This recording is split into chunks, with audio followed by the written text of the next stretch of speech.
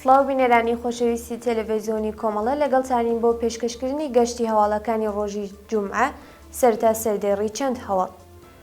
درێژەی گوشارەکانی ڕژیم بۆ سەر بنەماڵەی گیانبەختوانی شۆڕشی ژینە، دەست بەسەرکردنی سێ هاوڵایەتی دیکە لە دیواندەرە و گیلان غەرب، خۆپیشاندانی خەڵکی دیاربەکر لە ساڵڕۆژی شۆڕشی ژینە، کۆبوونەوەی کرێکارانی شیرکەتی ئیدامین سایپا لە تاران، پەیوەستبوونی سەدان ژن بە کەمپەینی منیش یەک لە هەزارانم، کۆبوونەوەی ئازادی خوازان لەسەر مەزاری ئایلا حەقی لە تەورێز، کۆبوونەوەی کوردانی دانیشتووی نۆروێژ دژ بە ناردنی چەک بۆ تورکیا و کۆبوونەوەی ئێرانیانی دانیشتووی ئەمریکا دژ بە کۆماری ئیسلامی.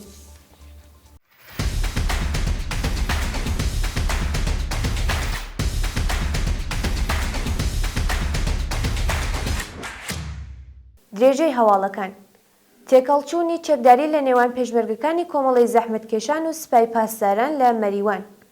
ڕۆژی پێنجشەممە 29 خەرمانان پۆلێک لە پێشمەرگەکانی کۆمەڵی زەحمەتکێشانی کوردستان لە نزیک گوندی کانیکۆن لە سنووری سۆرینی مەریوان لەگەڵ بەکرێگیراوانی سوپای پاسداران بە شەڕهاتن و لە ئاکامیە و شەڕە نابەرابەرەدا بەداخەوە فەرماندەیەکی کۆمەڵی زەحمەتکێشان بە ناوی ڕێبوار کەریمیان راسەرەوبەی ڕێبواردا سێران یانی بەخت کرد.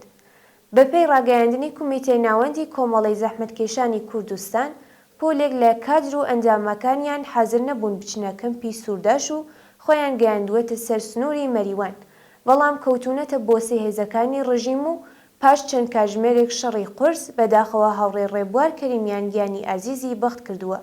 هەروەها سێ کەسی دیکە لە پێشمەرگەکانی کۆمەڵی زەحمەتکێشان کە لەو شەڕەدا بەشدار بوون چارەنووسیان نادیارە. شایانی باسە کە پەسپای پاسدارانی کۆماری ئیسلامی شوێنی پێکدادانە چەکداریەکەی بە چڕی تۆپباران کردووە و دارستانەکانی ناوچەی سوورین ئاگری گرتووە. درێژەی گوشارەکانی ڕژیم بۆ سەر بنەماڵی گیانبەختکردوانی شۆڕشی ژینە. ڕژیمی سەرکوتگەری کۆماری ئیسلامی لە درێژەی گوشارەکانی بۆ سەر بنەماڵی دادخوازانی شۆڕشی ژینە ئەم جارە گوشارێکی زۆری بۆ بنەماڵی گیانبەختکردووان لە ورمێ هێناوە. بەپێی زانیاریەکان، ئیدارەی ئیسلاحاتی ڕژیم پەیوەندی بە خەڵکێکی زۆر لە خزم و کەس و کاری گیانبەختکردوانی شۆڕشی ژینە لە ورمێ واتە فەرجاد دەرویشی، دانش ڕاهنما و عەبدوڵڵا مەحموودپور گرتووە و گوشاری بۆ هێناون کە نابێت لە ڕێوڕەسمی ساڵوەگەری ئەم شەهیدانە بەشداری بکەن. ئیتلاعات بە بنەماڵەکانیان ڕاگەیاندووە کە لە ئەگەری بەشداری لە ڕێوڕەسمەکاندا بەرەو ڕووی سزای قورس دەبنەوە. جێگەی ئاماژەیە کە ڕۆژی 29 و 30 خەرمانانی 1401 لە درێژەی ناڕزایەتی ژن ژیان ئازادیدا فەرجاد دەرویشی، دانش ڕاهنما و عەبدوڵڵا مەحموودپور خەڵکی گوندی باڵۆی سەر بە شاری ورمێ بە تەقەی ڕاستەوخۆی هێزە سەرکوتگەرەکانی کۆماری ئیسلامی گیانی بەخت کردووە. دەستبەسەرکردنی سێ هاوڵایەتی دیکە لە دیواندەرە و گیلان غەرب. ڕۆژی پێنجشەممە 29 خەرمانان سێ هاوڵایەتی بەناوەکانی خەلیل ئەزغەری، پوریا حسێنی و حسێن فەتاحی خەڵکی شارەکانی دیواندەرە و گیلان غەرب لەلایەن هێزامنیەتیەکانی ڕژیمەوە دەست بەسەر کران. بەپێی زانیاریەکان، هێزامنیەتیەکانی گیلان غەرب بە بیانووی دانانی بابەتی ڕەخنەگرانە لەلایەن حسێن فەتاحی سەبارەت بە بێکاری و تاڵانکردنی کانگای بەردی خەڵوزیە و شارە هێرشیان کردووەتە سەر بنەماڵەکەی و ناوبراویان بە توند و تیژیەوە دەست بەسەر کردووە. شایانی باسە کە حسێن فەتاحی وێڕای چالاکی لە بواری وەرزش و هونەردا یارمەتی زۆرێک لە خەڵکی هەژاری ئەو شارە ئەدات. هەر بەو بۆنەیەوە کەوتووەتە بەر ڕق و کینەی بەکرێگیراوانی حکوومەت. لەلایەکی دیکەوە دوو شارومەندی خەڵکی گوندی ڕەشی ئاوایی و سەر بە شارستانی دیواندەرە بە ناوەکانی خەلیل ئەزغەری و پوریا حسێنی لەلایەن ئیتلاعاتی سوپای پاسدارانەوە دەست بەسەر و بۆ شوێنێکی نادیار ڕاگوێزراون.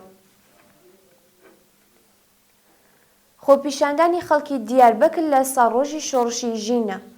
ڕۆژی پێنجشەممە 29 خەرمانان خەڵکی گەورە شاری دیاربەکر لە باکووری کوردستان هاوکات لەگەڵ دووهەمین ساڵڕۆژی شۆڕشی ژینە دژ بە کۆماری ئیسلامی ڕژانە سەرشەقام و خۆپیشاندانیان کرد. بەشداربووانی ئەو ڕێپەیوانە بە بەدەستەوەگرتنی وێنەی قوربانیانی سەرکوتی کۆماری ئیسلامی دروشمی ژن ژیان ئازادی و نەمان بۆ داگیرکەران بەرز کردەوە. ئازادی خوازانی دیاربەکر لە بەیاننامەیەکدا وێڕای ڕێزگرتن لە گیانبەختکردوانی شۆڕشی ژینە پشتیوانی خۆیان لە بنەماڵەی دادخوازان و خەڵکی شۆڕژگێڕی ڕۆژهەڵاتی کوردستان دەربڕی و ڕایانگەیاند بە درێژەدان بە بزوتنەوەی ژن ژیان ئازادی هەموو ڕۆژهەڵاتی ناوەڕاست ڕزگار دەبێت. ناڕەزایەتی خەڵکی عەفرین دژ بە دەوڵەتی تورکیا. سەدان کەس لە دانیشتوانی شاری عەفرین لە ڕۆژاوای کوردستان ڕۆژی پێنجشەممە 29 خەرمانان لە کۆبوونەوەیەکی گەورەدا خوازیاری چوونە دەرەوەی هێزەکانی تورکیا لەو شارە بوون. بەپێی زانیاریەکان سەدان کەس لە شارۆچکەکانی دەوروبەری حەڵەب بابوو عەفرین لە ئاست ڕفاندنی شارومەندان لەلایەن تورکیا و بەکرێگیراوی ئیسلامگەرەکانی سەر بە وڵاتە ناڕەزایەتیان دەربڕی و خوازیاری چوونە دەرەوەی داگیرکەران لەو باکوور و ڕۆژهەڵاتی باکووری سووریا بوون. شایانی باسە کە چەکدارانی گروپە ئیسلامگەرەکان بە گازی فرمێسکڕژ و باتۆم ڕوبەڕووی خۆپیشاندەران بوونەوە و چەند کەس بریندار کراون. کۆبوونەوەی کرێکارانی شیرکەتی ئیدامین سایپا لە تاران. ڕۆژی پێنجشەممە 29 خەرمانان کرێکارانی شەغڵ لە شیرکەتی ئیدامین سایپای تاران دژ بە دۆخی خراپی پیشەیی و مەعیشەتی کۆبوونەوە. بەپێی زانیاریەکان کرێکارانی شیرکەتی ئیدامین سایپا ماوەی چەند مانگە حەقدەستیان وەرنەگرتووە و لە دۆخی سەختی مەعیشەتیدا ژیان بەسەر ئەبەن. کرێکارانی ناڕازی بەشدار لەو کۆبوونەوە خوازیاری زیادکردنی حەقدەست بەپێی ڕێژەی هەڵاوسان، پەرداختی حەقی بیمەکانیان بە ڕێکخراوی تامینی اجتماعی، نوێکردنەوەی گرێبەست و تەزمینی ئەمنیەتی پیشەیی بوون. ناڕەزایەتی کرێکارانی شاغڵ لە کارخانەی توانەوەی ئاسنی قشم. ڕۆژی پێنجشەممە 29 خەرمانان کرێکارانی شاغڵ لە شیرکەتی توانەوە و بەرهەمهێنانی دووبارەی ئاسنی قشم لە ئاسنەدانی داخوازیەکانیان ناڕەزایەتیان دەربڕی.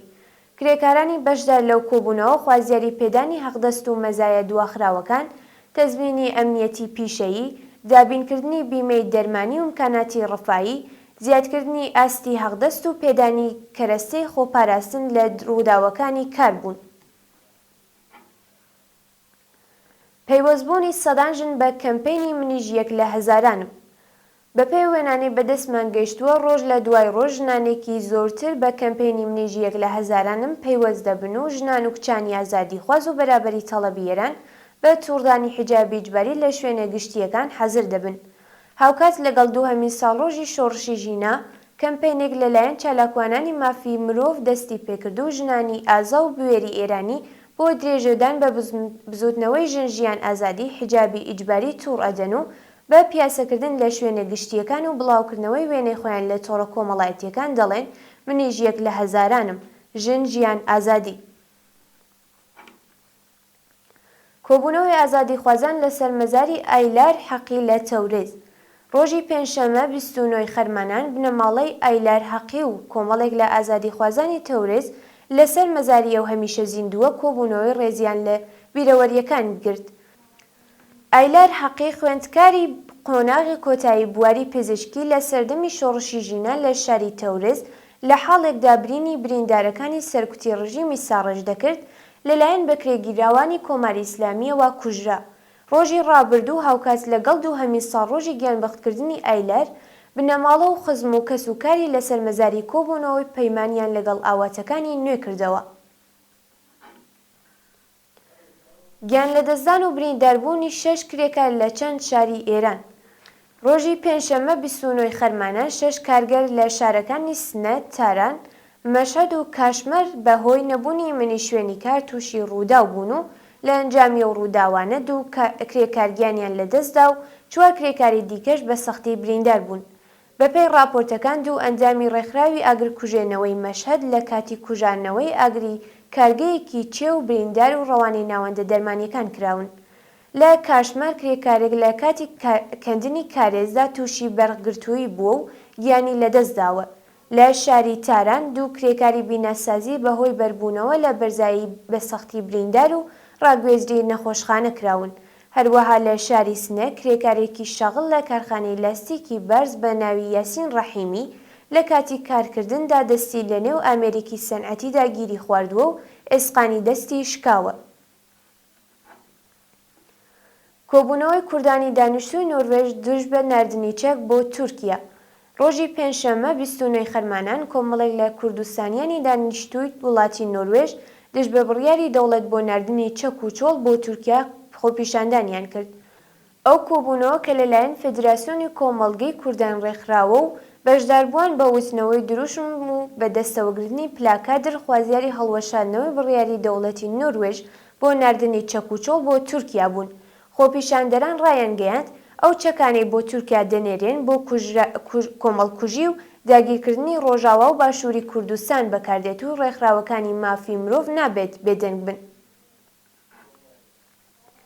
وا دوایین هەواڵ کۆبوونەوە ئێرانیانی دانیشتووی ئەمریکا دژ بە کۆماری ئیسلامی. کۆمەڵێک لە ئێرانیانی دانیشتووی ئەمریکا ڕۆژی پێنجشەممە 29 خەرمانان لە شاری واشنگتۆن کۆبوونەوە و پشتیوانی خۆیان لە خەڵکی ئازادیخوازی ئێران و بەندکراوانی سیاسی ڕاگەیاند.